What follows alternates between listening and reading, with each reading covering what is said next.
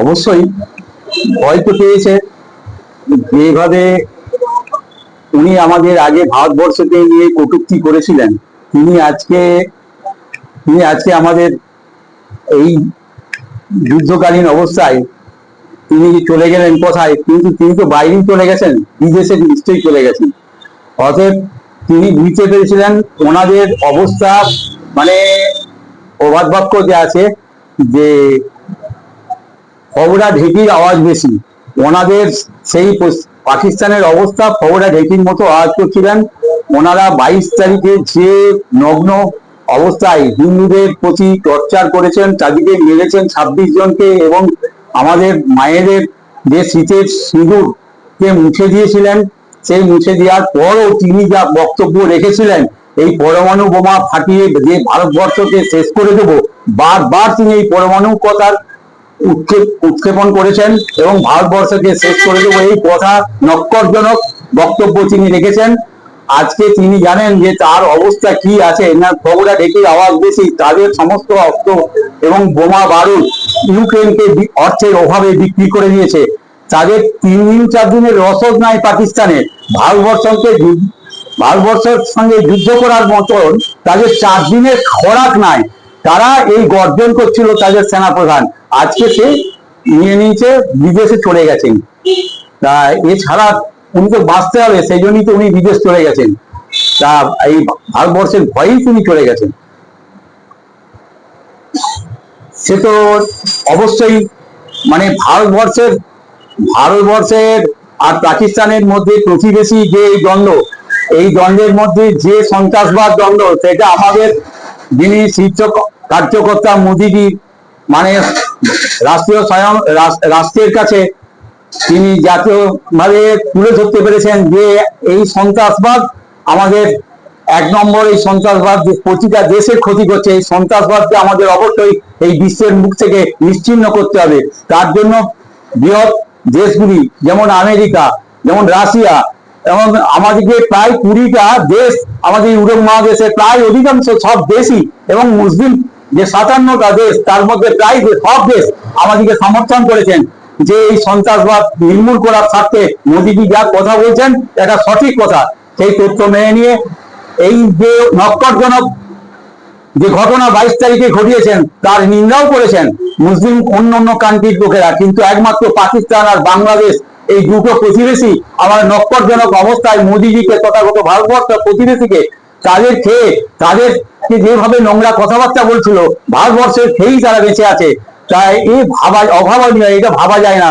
মোদীজি সহ্য করে ছিলেন এবং তিনি চেষ্টা করেছিলেন যে সন্ত্রাসবাদ যারা করেছেন এই নক্করজনক কাজটা, আমার 26 জনের মায়ের শীতের সিঁদুর, হিন্দুত্বের যে নারীর অলংকার বা অহংকার বলা যায়, সেই সিঁদুর মুছে দিয়েছিলেন।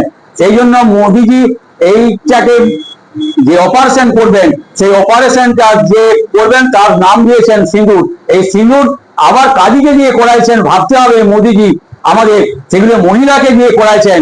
আবার সেই মহিলা কার, কে, সে একজন মুসলিম মহিলা, সেই মহিলার নাম হচ্ছে সোফিয়া কুরেশি, সেই মহিলার নাম।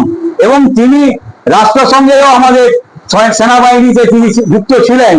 আবার দ্বিতীয় যিনি আমাদের কমান্ডার ভূমিকা সিং, তার অভাবনীয় গান, এই এই যে 9টা 10টা জঙ্গি ঘাঁটিকে যে আমাদের প্রত্যাঘাত করা হয়েছে, প্রত্যাঘাত করা জঙ্গিদের নিধন করা হয়েছে, এর জন্য এই 2 জন আমাদের মহিলা এবং তার সঙ্গে মহিলা বাহিনীকে দিয়ে এই মহিলার ইজ্জত যে নষ্ট করেছে, মায়ের অলংকার, নারীদের যে অহংকারকে ধূলিসাৎ করেছে, সিঁদুর নাম দিয়ে মোদীজি সেই সিঁদুরের রক্ষা মায়েদিকে দিয়ে করিয়েছেন। এটা আমরা অভাবনীয়, আমাদের গর্বের বিষয়। আমাদের মায়েরা বুঝিয়ে দিয়েছেন যে মা দুর্গা সম, মায়ের দুর্গা যে আমরা পূজা করি তার প্রমাণ আমরা হিন্দুরা দিয়ে দিয়েছি, পাকিস্তানকে বুঝিয়ে দিয়েছি। বারবার পাকিস্তানকে মোদীজি এবং সমস্ত কিছু ব্যাপারে তাদেরকে যুদ্ধে না আসার জন্য, না করার জন্যই, এবং যে সন্ত্রাসবাদীরা তার দেশে আছে সেইগুলোকে নিধন করার জন্য যে পাকিস্তানের যিনি প্রধানমন্ত্রী তাকে বারবার বলেছেন, তিনি তা ভূক্ষেপ করেননি। তিনি শুধু পরমাণু বোমার ভয় দেখিয়ে ভারতবর্ষকে মানে একটা জায়গায় এবং বাংলাদেশকেও পর্যন্ত এই চিকেন নেকড়ে নিয়ে ধ্বংস করে দেবে, সব কিছু চলে যাবে, এই রকম নানা রকম কটূক্তি থেকে বাঁচতে যে আজকে যে যুদ্ধ লেগে গেছে, ধরুন আজকে সেই সন্ত্রাসবাদীকে ধ্বংস করেও বন্ধ করে দিতে চেয়েছিলেন মোদী, কিন্তু পুনরায় তারা আক্রমণ করার জন্যে আজকে আবার পুনরায় যুদ্ধ চলছে। এই যুদ্ধের ভয়াবহ যুদ্ধ এই পাকিস্তান অবশ্যই শেষ হবে। আমাদের যে চক্র, আমাদের যে রাশিয়ার যে চক্রটা, আমাদের কি চক্র বলছে ওরে, যে চক্র, সেই সুদর্শন চক্র, হ্যাঁ 400 সুদর্শন চক্র রাশিয়ার, তাকে দিয়ে প্রতিরোধ করছে। প্রত্যেকটা আমাদের 15টা শহরকে আক্রমণ করার চেষ্টা করছেন। এই আজকে রাজস্থানকে আক্রমণ করার চেষ্টা করেছিল, তাকেই প্রতিহত করেছে। এবং একটি প্লেনকে আমাদের নামিয়ে তার পাইলটকে পর্যন্ত জীবিত অবস্থায় তাকে ধরেছেন। সেই সব কিছু প্রমাণ আজকে তথ্য পাওয়া যাবে। আগামী দিনে আমাদের পাকিস্তানকে সঙ্গে লড়াই করতে, ওই পরমাণু বোমা যেখানে আছে তাকে ধ্বংস করতে ভারতবর্ষ এমনই ভাবে উন্নত হয়ে আছেন এবং সমস্ত দিক দিয়ে সাজসজ্জায় এবং তার দেশকে রক্ষা করার জন্য তিনি যেভাবে আমাদের ভারত মাতার সম্মান রক্ষা করতে আমাদের যা কিছু প্রয়োজন তা কিছু দিয়ে পাকিস্তানকে একটা সবক দিয়ে শেখাবার জন্য আজকে মোদীজি তথাকথিত ভারতবর্ষের নাগরিকরা তৈরি হয়ে আছে। এই ভারত মাতার জয় অবশ্যম্ভাবী, তার সঙ্গে আমাদের সমস্ত দেশ, সমস্ত রাষ্ট্রসংঘের সমস্ত দেশ প্রতিবেশীরা এবং আজকে আমির শাহীরাও আমাদেরকে সমর্থন করছেন। কেন? মুসলিম ক্রান্তি আমাদেরকে সমর্থন করছেন। এর মধ্যে বুঝতে হবে যে এই যুদ্ধও আমাদের ধর্মযুদ্ধ। এই ধর্মযুদ্ধে ভারতবর্ষের জিত অবশ্যই হবে 100 বার। মোদী বুঝিয়ে দিতে চাইলেন যে আমাদের ধর্ম এভাবে নয়, কে হিন্দু, কে বৌদ্ধ, কে খ্রিস্টান, কে মুসলিম, এটা নয়। আমরা মানবতার প্রতীক, আমরা সনাতনী। আমাদের থেকে মানবতার উপরে আর কোনো ধর্ম হয় না। তারা যে 22 তারিখে যে ঘটনা ঘটালেন, নক্করজনক ঘটনা, মানবতার যে অবমাননা করলেন, উলঙ্গ করে দেখে তাদেরকে গুলি করে তার স্ত্রীর সামনে, তার সন্তানদের সামনে, এমনকি 6 দিন বিয়ে করে তারা কাশ্মীর বেড়াতে গেছে, তার স্বামীকে এইভাবে হত্যা, একটা নারীর সামনে হত্যা করা, তাদের সিঁদুরকে মুছে দিয়েছিলেন। এই মুছে দেওয়ার জন্য আমরা মোদীজি এই ধর্মযুদ্ধকে তিনি আজ কুরুক্ষেত্রের যুদ্ধে উদ্যান করবেন, নিশ্চিত করবেন।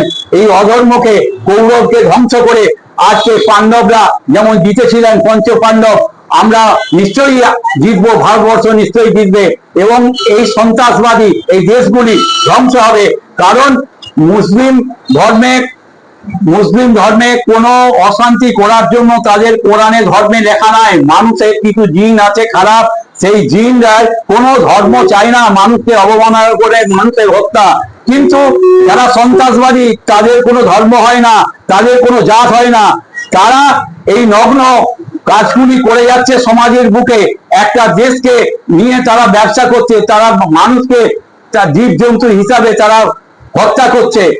এইটা খুব বর্বরচিত মধ্যযুগের আচরণকেও হার মানিয়েছে এই সন্ত্রাসের যোগ্য জবাব আমাদের ভারতবর্ষ এবং মোদীজি অবশ্যই দেবেন। পাকিস্তান অবশ্যই ধ্বংস হবে, এমনকি পৃথিবীর মানচিত্র থেকে পাকিস্তান ধ্বংস শেষ হয়ে যেতে পারে। ওই আকাশই আমরা শেষ করে দিতে পারবো, আমরা এই শক্তি ধরি। ভারতের এই ক্ষমতা আছে। চীন ভয় পাচ্ছে। আজকে ধরুন চীন আজকে যুদ্ধ সম্মুখীন, সেই 62 সালে ওনাদের লাস্ট যুদ্ধ হয়েছে, আর ওনাদের সৈন্যরা সেই রকম ভাবে প্রশিক্ষিত হয়ে যুদ্ধ মানে ফিল্ড ওয়ার্কে ওনাদের সেনারা সেই রকম সুদক্ষ নয়। সেই হিসাবে আজকে চীন একটা কথা, পাকিস্তানকে সাপোর্ট না করলে যে পাক অকুপায় কাশ্মীর আছে, সেখানে অনেক কিছু চীনের দান আছে, চীনের অনেক কিছু জল বিদ্যুৎ হ্যান ত্যান নানা রকম তারা পাকিস্তানকে এবং নিজেদের স্বার্থে দিয়ে রেখেছেন। সেইগুলি ভারতবর্ষের অধীনে যদি চলে যায় অত অসুবিধা হতে পারে। সেই জন্যই তো চীন নিজে বলেছেন, জিনপিং বলেছিলেন যে মাঝে আমাদের মোদীজিকে সাপোর্ট করেছিলেন। এই মানবিকতার যে অন্যায় হয়েছে তিনি প্রথমে বলেছিলেন, তারপর আবার যে আমাদের পাকিস্তানের প্রধানমন্ত্রী গলায় স্বরে সুর মিলিয়ে তিনি বলতে লাগলেন যে এইটা ব্যাপারে আমরা কিছু জানিনি, এর জন্য একটা তদন্ত হোক। তিনিও আবার বললেন সেই সুর মিলিয়ে চীনও বলতে লাগলেন, জিনপিং বললেন যে এটা তদন্ত হোক এবং আন্তর্জাতিক ব্যাপারে এটা যাতে তদন্ত হয়ে তারপর এর একটা হয়। কিন্তু এর লজ্জাজনক, কারণ তিনি চীনকে সাপোর্ট করে যাবেন, কারণ চীনের কাছে প্রচুর টাকা পয়সা সমস্ত লেনদেনের ব্যাপার আছে। তিনি অনেক কিছু ওইখানে চীনে পাকিস্তানের সমস্ত কিছু অনুদান দিয়ে সমস্ত কিছু গঠনমূলক কাজ করেছেন এবং পাক অকুপাই কাশ্মীরকে তিনি, ভারতবর্ষের যে কাশ্মীর, সেই কাশ্মীরকে তিনি মানে চীন ভোগ করছেন সমস্ত কিছু ব্যাপার, অতএব তার স্বার্থ আছে, সে এইরকম কথা বলবি। আজকে চীন ভয়ে জব্দ হয়ে গেছে ভারতবর্ষকে, মোদীজিকে সবাইকেই ভয় করতে হবে। আজ ভারতবর্ষকে প্রত্যেকটি, এবং আমেরিকা বলুন রাশিয়া বলুন সবাই সম্মান দেয় সাদরে, কারণ আমরা মোদীজি যা কথা বলেন সঠিক কথা বলেন, কথার মধ্যে তার বিচারিতা নাই, এবং ভারতবর্ষ মাথা উঁচু করে এবং সমস্ত দিক দিয়ে কি ভারতবর্ষের যে আমাদের ভূখণ্ড যে আমাদের সেনাবাহিনীকে দিয়ে যে সুরক্ষা, সেই সুরক্ষার বড়ই যেভাবে তৈরি করেছেন, অন্যরা আমরা তৃতীয় স্থানে আছি। এবং আবার কি অর্থনৈতিক ব্যাপারে আমরা এই দ্রুত মোদীর আমলে যেভাবে ভারতবর্ষ আগিয়ে এসছে, এটা বিশ্বের সমস্ত দেশকে হারিয়ে দিয়ে তুলেছেন। তাই মোদীজিকে সমস্ত ব্যাপারই প্রাধান্য দেন, প্রত্যেকটা দেশ সম্মান দেন। ভারতবর্ষ আগামী দিনে সর্বশ্রেষ্ঠ রাজ্য হিসাবে, দেশ হিসাবে পরিগণিত হয়েছে, এবং আবার সর্বদেশের মধ্যে ভারতবর্ষের সর্বোচ্চ স্থানে আবার আসীন হতে চলেছে। তার প্রমাণ মিলছে এই যুদ্ধের পরই ভারতবর্ষ সর্বোচ্চ আসন লাভ করবে, ভারতবর্ষ পৃথিবীর মধ্যে 1 নম্বর দেশ হিসাবে পরিগণিত হবে এবং বাংলাদেশকে উপযুক্ত শিক্ষা দেবে মোদী, সহবত শেখাবে এবং চীনকেও সহবত শেখাবে। বিষয়টা হচ্ছে যে ভারত আর পাকিস্তানের যুদ্ধ হচ্ছে, যুদ্ধটা আমাদের ভারতের যুদ্ধটা কিন্তু পাকিস্তানকে কেন্দ্র করে যুদ্ধ থাকেন। যুদ্ধ ছিল সন্ত্রাসের বিরুদ্ধে, জঙ্গিদের বিরুদ্ধে। আপনারা হয়তো দেখেছেন, গোটা ভারতবর্ষ গোটা পৃথিবী দেখেছে যে পহেলগামেতে যে হিন্দুদেরকে বেঁচে বেঁচে তাদেরকে মারা হলো, শুধু কেবলমাত্র হিন্দুদের বেঁচে বেঁচে তার মানে বাচ্চার সামনে, তার পরিবারের সামনে হত্যা করা হলো। এই জঙ্গিদের বিরুদ্ধে, এই সন্ত্রাসের বিরুদ্ধে আমাদের ভারতবর্ষ যুদ্ধ ঘোষণা করেছিল। আপনারা দেখেছেন যে আমাদের প্রধানমন্ত্রী নরেন্দ্র মোদী বা আমাদের রাষ্ট্র বৈঠকের মধ্যে দিয়ে যে আমাদের সাধারণ মানুষের উপরে, পাকিস্তানের সাধারণ মানুষের উপর দিয়ে আমাদের কিন্তু যুদ্ধ করা হয়নি, কেবলমাত্র ওদের 9টা জঙ্গি ঘাঁটিকে গুঁড়ি দেওয়া হয়েছিল। যুদ্ধটা ছিল কেবলমাত্র ওদের জঙ্গিদের উপরে। কিন্তু সেক্ষেত্রে দেখা গেল যে পাকিস্তানে প্রধানমন্ত্রী, পাকিস্তানের মানুষ এতটাই নির্লজ্জ যে ওরা আমাদের ভারতবর্ষকে শুধু কেবলমাত্র সাধারণ মানুষের উপরে অত্যাচার করছে, সাধারণ মানুষকে ক্ষতিগ্রস্ত করছে। সেই হিসেবে দেখা গেল আমেরিকার ডোনাল্ড ট্রাম্প মধ্যস্থলে বসে আলোচনা করলেন যে যুদ্ধ বিরতি করা হবে, ঘোষণা করা হবে। যুদ্ধবিরতি ঘোষণার পরে 2 ঘন্টা 45 মিনিট পরে দেখা গেল পাকিস্তান থেকে ড্রোন ছাড়া হচ্ছে, মিসাইল ছাড়া হচ্ছে এবং অর্ডারেতে ওদের সেনাবাহিনীরা গুলি করছে। সেটা আমাদের ভারত শক্তিশালী দেশ, সে কারণে ওদিকে প্রচুর পরিমাণে জবাব দেওয়া হবে, কিন্তু সাধারণ মানুষের কোনো ক্ষতি করা হয়নি। যুদ্ধ হলে অর্থ কাঠামো ভেঙে পড়বে, জিনিসের দাম বাড়বে, মানুষ একটা বিপর্যয়ের মুখে আসবে। যুদ্ধ আমরাও চাইনি, কিন্তু পাকিস্তান এমন একটি দেশ যে ওদিকে সহজে কোনো ভাবেই ছেড়ে দেওয়া যাবে না। আর আমাদের কাশ্মীরের যে ওরা দখল করা আছে সেটাকে ছেড়ে দেওয়া হোক, অবিলম্বে ছাড়ুক, না হলে আমরা কিন্তু এই যুদ্ধে সামিল হব। আমরাও যুদ্ধে সামিল হব, শুধু সাধারণ সৈনিক নয়, আমরাও সাধারণ মানুষ যুদ্ধে সামিল হব। নরেন্দ্র মোদী বাস্তবায়িত কথা বলেছেন যে ওদের যে জঙ্গির মাথাগুলো আমাদের ভারতবর্ষের হাতে তুলে দেয়, আগামী দিন যেন জঙ্গি না থাকে। ভারতের উপরে ওই জঙ্গিদের কাজ হচ্ছে ভারতবর্ষকে খণ্ড বিখণ্ড করা, ওই জঙ্গিদের ধ্বংস করা হোক। আর আমাদের ওই যে কাশ্মীরের অংশটা আমরা অবশ্যই ফিরে পেতে চাই। ব্যাপারটা হচ্ছে যে ভারত যদি মানে সমান প্রত্যাঘাত পাকিস্তানকে না দেয়, তাহলে কিন্তু পাকিস্তান এরকম নোংরামি করতেই থাকবে। তাই আমার মনে হয় যে এটা ভারত এই পাকিস্তানকে প্রত্যাঘাত ভালো রকম দেওয়া দরকার এবং উচিত শিক্ষা দেওয়া দরকার ওদের। না, চাপ সৃষ্টি নয়, কেন প্রিয় তো অ্যাকচুয়াল ভারতবর্ষের, প্রিয় ভারতবর্ষের, কিন্তু ভারতবর্ষের মাটি আমরা কেন ভারতবাসীকে ছাড়বো? পাকিস্তান আমার ভারতবর্ষের মাটিতে পাকিস্তান জবরদখল করে বাস করবে আর আমরা এটা সহজে মেনে নেবো? এটা তো হয় না। কংগ্রেস ভুল করেছে, কিন্তু আজ সে সময় এসছে, দিন এসেছে, আমরা এটাকে চাই, কারণ আমরা এটা ছাড়তে পারছি না, এটা সহজে আমরা মেনে নেব। বিষয়টা হচ্ছে, আজকে আমরা দেখেছি যে এটা গান্ধীর আমল থেকে, কংগ্রেস পিরিয়ড থেকে, যে এইটা হচ্ছে কোনো সুব্যবস্থা করা হয়নি। পিও ভারতবর্ষে পিওকে জবরদখল করে পাকিস্তান আছে। আর আজকে যে আমরা সুবিধাটা পেয়েছি, যে নরেন্দ্র মোদী বলেছেন যে আমাদের পিওকে আমাদেরকে দিতে হবে। আজকে আমাদের ভারতবর্ষ নতুন প্রজন্ম, মানে ভারতবর্ষ এতটাই উন্নত মান যে ভারতবর্ষ চতুর্থ স্থান অধিকার করেছে গোটা বিশ্বের মধ্যে। তো আমরা আজকে সামরিক দিক থেকে খুবই শক্তিশালী। আপনারা দেখেছেন যে পাকিস্তানতে যত রকমের অস্ত্র শস্ত্র এসছে, আমাদের ভারতবর্ষ সেটা ধ্বংস করে দিয়েছে। আমরা এই পরিপ্রেক্ষিতে দাঁড়িয়ে আমরা চাই যে পিও আমাদের হাতে এসুক। আর পাকিস্তান তো ভয় খেয়েইছে, পাকিস্তান ভয় খেয়ে গেছে বলে আজকে তোমার যুদ্ধবিরতি ঘোষণা করেছে। বাঁচাও নরেন্দ্র মোদী, বাঁচাও। নচেত এটা আমরা সহজে দেখছি না, আমাদের প্রিয় চাই। প্লাস যদি কোনো কারণে পাকিস্তান আবার এরকম ধরনের অশ্লীলতা আচরণ করে, যোগ্য জবাব দেওয়ার জন্য আমি বলবো যে যোগ্য জবাব যেন দেওয়া হয়। ভারতবর্ষ আমাদের প্রিয় হচ্ছে, ভারতবর্ষের মধ্যে আমরা চাই। আর আজকে ভারতবর্ষ আমাদের অনেক উন্নতমান।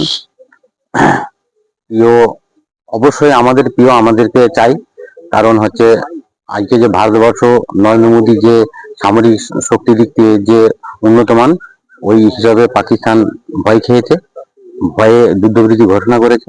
কারণ পাকিস্তান জানে যে যদি ভারত একবার মানে ভালো রকম হস্তক্ষেপ করে, পাকিস্তান ধ্বংস হয়ে যাবে, টুকরো টুকরো হয়ে যাবে।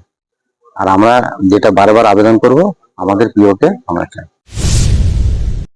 সন্ত্রাসবাদী কার্যকলাপ তো এই যাবৎ মানে স্বাধীনতার পর যখন দেশভাগ হয়েছিল তখন থেকেই পাকিস্তান লাগাতার সন্ত্রাসবাদীদের মদদ দিয়ে গেছে, এবং সন্ত্রাসবাদে আমাদের ভারত বহুবার ক্ষতিগ্রস্ত হয়েছে, ছিন্ন ভিন্ন হয়েছে। এর মধ্যে দুবার বড় রকমের যুদ্ধও হয়েছে পাকিস্তানের সঙ্গে, এবং দুবারই ওরা হেরেছে।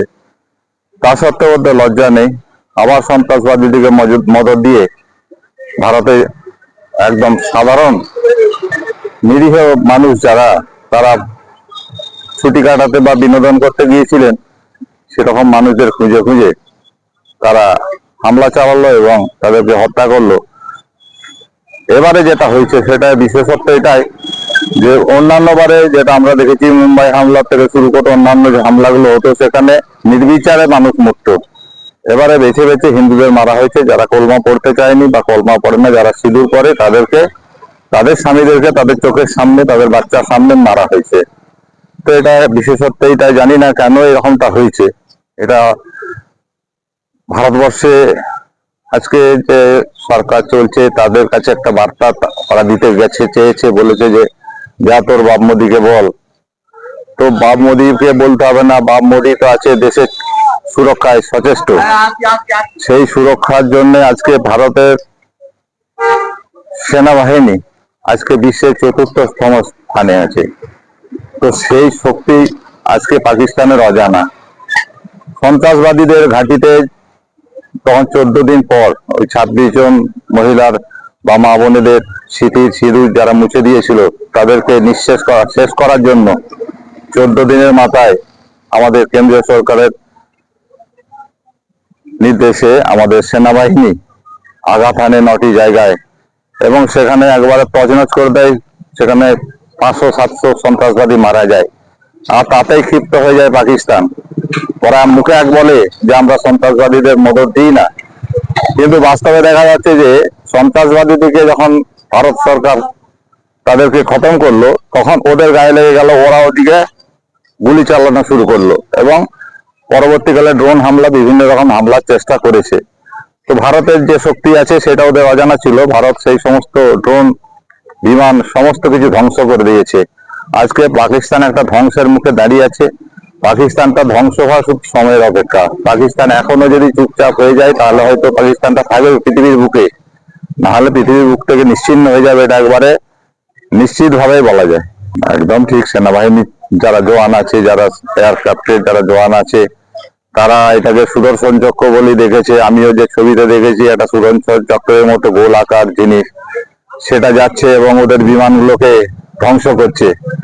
তো এর যে ক্ষমতা, মানে রাশিয়ার থেকে যদি 2018 সালে মোদিজি না কিনতেন তাহলে হয়তো ভারতের অনেক মানুষ আমরা হারাতাম। 15টা জায়গায় ওরা যে হামলার ছক কষেছিল, সেই হামলার ফলে ভারতবর্ষের 15টা শহর ক্ষতিগ্রস্ত হতো। এই S-400 যে সুদর্শন চক্র, সেটা আমাদের হাতে ছিল বলে মোদিজির দূরদর্শিতার কারণে আজকে আমরা সেনাবাহিনী বা প্রতিরক্ষা দিক থেকে খুব শক্তিশালী। ভারতের বলছি যারা পৃথিবীর মধ্যে চতুর্থ শক্তিশালী দেশ। চীনের মতো দেশও ভাবতে পারেনি যে ভারতের হাতে এত সুন্দর অস্ত্র আছে। তাদের যে সমস্ত অস্ত্র পাঠিয়েছিল সেগুলোকে প্রত্যাঘাত করে সেগুলো আকাশেই ভেঙে টুকরো টুকরো করে দেওয়া হয়েছে ওই সুদর্শন চক্রের দ্বারা। তবে এরকম একটা অস্ত্র ভারতের হাতে আছে, সারা পৃথিবী এটা দেখে আশ্চর্য হয়ে গেছে যে ভারত এই অস্ত্র কিভাবে কোথা থেকে কালেকশন করলো। ভারত সারা পৃথিবী ঢুঁড়ে ঢুঁড়ে যত মূল্যবান অস্ত্রই হোক সেগুলো সংগ্রহ করে, কারণ দেশের সুরক্ষার কাছে কোনো কিছু আপোষ করা যাবে না। আজকে আমাদের দেশের কিছু মানুষ আছে যারা বলে পেট্রোলের 1 টাকা দাম বাড়লে চেঁচায়, যারা ডিজেলের দাম বাড়লে চেঁচায়, গ্যাসের দাম বাড়লে চেঁচায়, তারা কিন্তু আজকে বলছে না যে S-400 ছিল বলে আমরা বেঁচে আছি, না হলে ওই গ্যাস তেল সমস্ত কিছু যদি 2 টাকা লিটার করে তেল দেওয়া হতো তাহলে কিন্তু আর বেঁচে থাকতো না ভারতবর্ষে কোনো মানুষ। ওরা যেভাবে হামলা চালিয়েছিল, আজকে আমাদের নিরাপত্তার কথাটা আগে ভাবতে হবে। আমরা রাতে ঘুমাই ওই সেনাবাহিনীর উপরে ভরসা করে, আর ভারতের সেনাবাহিনীর হাতে তুলে দিয়েছেন নরেন্দ্র মোদী এইরকম অত্যাধুনিক অস্ত্র, যা বিশ্বকে তাক লাগিয়ে দিয়েছে। তাহলে এটা তো একদম ঠিক কথা। ভারতের মহিলারা যে আজকে পুরুষদের সঙ্গে কাঁধে কাঁধ মিলিয়ে চলছে, আজকে ভারতের মহিলারা যুদ্ধ বিমান চালাচ্ছে, ভারতের মহিলারা এক্সপ্রেস ট্রেন চালাচ্ছে, ভারতের মহিলারা মানে সায়েন্টিস্ট হচ্ছে, সেটা ইসলামাবাদের শেখা উচিত। যারা মহিলাদেরকে ঘোমটার ভেতরে রাখে, যারা বোরখা পরিয়ে রাখে, আজকে ভারতবর্ষের একজন মুসলিম মহিলা যিনি কিনা ভারতবর্ষের সেনাবাহিনীর একটা শীর্ষস্থানে থেকে আজকে সারা বিশ্বকে যে বার্তাটা দিয়েছে, 2 বোন ভারতবর্ষের, 1 বোন হিন্দু 1 বোন মুসলিম, তারা বিশ্বকে বার্তা দিয়েছে যে সিঁদুরের দাম পাকিস্তানকে কিভাবে চুকাতে হলো।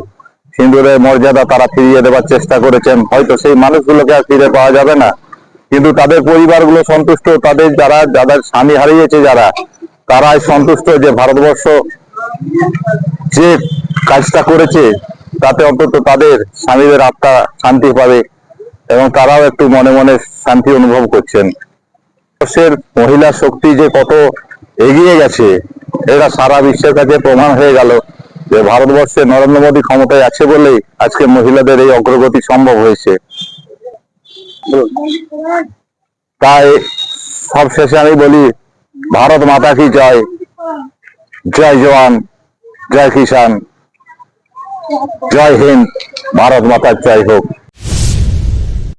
এখানে বলতে যে 26 জন এই সিঙ্গুরের পাল্টা জবাব দেওয়ার জন্য প্রধানমন্ত্রী যে আমাদের মানে পরপর আমাদের ইন্ডিয়ার সেনাকে যে লাগিয়েছে, পরপর আগে বাড়ছে এবং কিছু মানে জঙ্গিদের ঘাঁটি নষ্ট করেছে এবং ধীরে ধীরে আরো আগে বাড়তে যাচ্ছে এবং পাকিস্তানের যে মানে ধমকি দিচ্ছে কিন্তু সামনাসামনি আসতে পারছে না এবং সেনাপ্রধান বাংকারে লুকিয়ে থেকে বাইরে পালিয়ে গেছে সেইভাবে মানে ভাষা তুলে যাচ্ছেন, কিন্তু এখন পর্যন্ত সেটি সঠিক কিছু প্রমাণ করতে পারছে না এবং এইটা পরপর আরো আগে বেড়েই চলবে। তবে ইন্ডিয়ার কাছে ওরা ভয় পেয়েছে, ভয় পাওয়ার পরে নিজেদের মানে আত্মাকে বাঁচাবার জন্য এবং ছেড়ে প্রধান সেনা নিজে লুকিয়ে যাচ্ছে, যে আমরা পালিয়ে যাচ্ছে বা অন্য দেশে চলে যাচ্ছে সে কিছু নয়, ওইখানে মধ্যেই গুটিয়ে যাচ্ছে। এটা বললো আমাদের ইন্ডিয়ার যে মহিলারা সব কিছু সেনাতে বা এয়ারফোর্সে সমস্ত কিছু দিক থেকে আমাদের মেয়েরা আগিয়ে আছে, এবং মানে সেইটা দায়িত্ব নিয়ে সিগন্যালের কিছু অফিসার আমরা বা খবরে বা ইয়েতে দেখতে পাচ্ছি, তারা মানে যুদ্ধের একে আগিয়ে বাড়িয়ে দিয়ে যাচ্ছে। এইটা যুদ্ধ যেহেতু হিন্দুদের মানে মার্ডার হওয়ার পরে তো এমনি অটোমেটিক সিলিপ তো মুঠবে, কিন্তু সেটা বদলি আমাদের প্রধানমন্ত্রী যদি জবাব দেয়, তখন তো যুদ্ধের সময় কে হিন্দু কে মুসলিম বা কে শিখ তো দেবে না, যখন ফায়ার চলবে তখন সবাই মরবে। কিন্তু আমাদের ইন্ডিয়ার মধ্যে বেশি হিন্দুই মরছে, এবং এই যে আমাদের যে পর্যটকরা ঘুরতে গিয়েছিল তার মধ্যে পুরো হিন্দুকে বেছে বেছে মারা হচ্ছে, যাই হিন্দুদের উপর একটা পাকিস্তানের কিছু না কিছু মানে আক্ষেপ রয়েছে, সেই কারণে হিন্দুগুলোকে বেছে বেছে মারা হচ্ছে।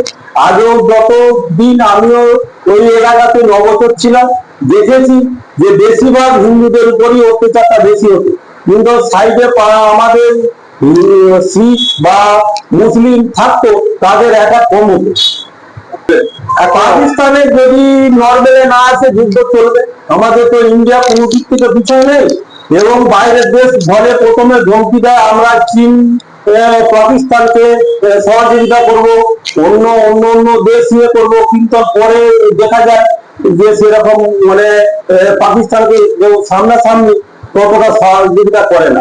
তো যদি হয় মানে যদি দু পক্ষে যদি সমান কেউ না কমে হাঁটে, মানে আমাদের ইন্ডিয়ার যে সেনা কোনো অংশে তো পিছনে নয়, তারা তো আর পিছিয়ে হেঁটে যাবে না। তখন যুদ্ধ করলে মানুষ পাবলিকও মরবে, সেনাও মরবে, বা অন্য স্কুল থেকে বাচ্চা থেকে সবই ক্ষয়ক্ষতি হবে।